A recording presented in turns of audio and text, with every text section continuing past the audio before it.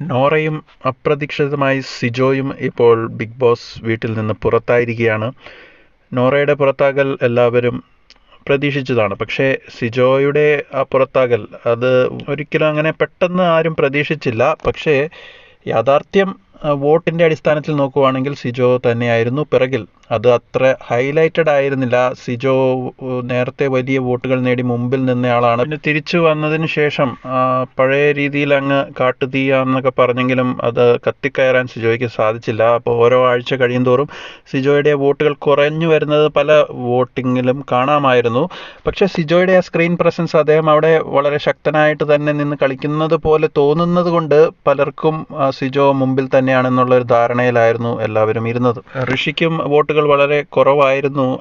കഴിഞ്ഞ പ്രാവശ്യം തന്നെ അൻസിബയുമായിട്ട് ഋഷിയായിരുന്നു ഏറ്റവും പുറകിൽ നിന്നിരുന്നത്. അത് കഴിഞ്ഞ് പിന്നെ ഋഷി കുറച്ചും കൂടി ഈ സമൂഹ മാധ്യമങ്ങളിലൊക്കെ ഋഷിയെ സപ്പോർട്ട് ചെയ്ത് പലരും ഇങ്ങനെ ഉപ്പും മുളക് ടീമൊക്കെ വരുന്നത് കണ്ടു. അങ്ങനെയൊക്കെ കുറച്ച് കൂടുതൽ ബൂസ്റ്റപ്പ് ആയതുകൊണ്ടായിരിക്കാം കഷ്ടിച്ച് ഇപ്പോൾ ഋഷി മുമ്പിൽ വന്നത് സിജോയേക്കാൾ. ഉത്തരം കിട്ടാത്തൊരു ചോദ്യം, ഈ ശ്രീധുവിന് എങ്ങനെയാണ് ഇത്ര വോട്ടുകൾ കൂടുന്നത് എന്ന ഒരു ക്വസ്റ്റ്യൻ ആണ്. അത് ആർക്കും കറക്റ്റായിട്ട് അത് വ്യക്തമാക്കാൻ ഇപ്പോൾ സാധിക്കുന്നില്ല എന്നതാണ് വസ്തുത.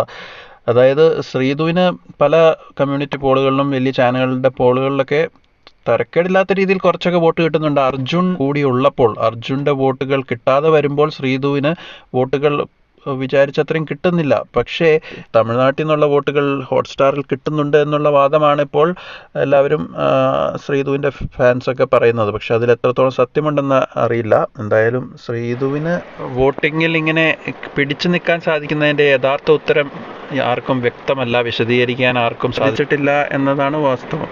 പിന്നെയുള്ള ഒരു വാദം എന്താണെന്ന് വെച്ചാൽ ശ്രീധു, സിജോ, ഋഷി ഇവർക്കെല്ലാം ഒരേ വോട്ടുകൾ തന്നെയായിരുന്നു ഏകദേശം. അപ്പോൾ അൻസിബയെ പുറത്താക്കിയതുപോലെ തന്നെ ഈ ജാസ്മിനെ അവിടെ കൂടുതൽ നേരിട്ട് ആക്രമിച്ചത് സിജോ ആയതുകൊണ്ട് സിജോയെ ഇപ്പോൾ കിട്ടിയ അവസരത്തിൽ പുറത്താക്കിയതാണെന്ന് വരെ പലരും ഇപ്പോൾ പറയുന്നുണ്ട്. ഈ വിഷയത്തിൽ നിങ്ങളുടെ അഭിപ്രായങ്ങൾ കമൻറ്റ് ബോക്സിൽ രേഖപ്പെടുത്തുക. കഴിഞ്ഞ എവിക്ഷനിലും നന്ദനയ്ക്കും നോറയ്ക്കുമാണ് ഏറ്റവും കുറവ് വോട്ടുകൾ എന്ന് പറഞ്ഞിരുന്നു. അപ്പോൾ നന്ദന ഔട്ടാവുകയും പിന്നെ നോറയെ സീക്രട്ട് റൂമിൽ കൊണ്ടുപോവുകയും പിന്നെ തിരിച്ചു വരികയൊക്കെ ചെയ്തു. അപ്പോൾ ഈ ആഴ്ചത്തെ എവിക്ഷനിലും ഇവിടെ ഇപ്പോൾ നോറയ്ക്കും സിജോയ്ക്കുമാണ് ഏറ്റവും കുറവ് വോട്ടുകൾ എന്ന് പറഞ്ഞ പോലെ തന്നെയാണ് ഇപ്പോൾ സംഭവിച്ചിരിക്കുന്നത്. ഏറ്റവും കൃത്യമായ വോട്ടിംഗ് അപ്ഡേറ്റ്സ് ലഭിക്കാൻ ഈ ചാനൽ മറക്കാതെ സബ്സ്ക്രൈബ് ചെയ്യുക.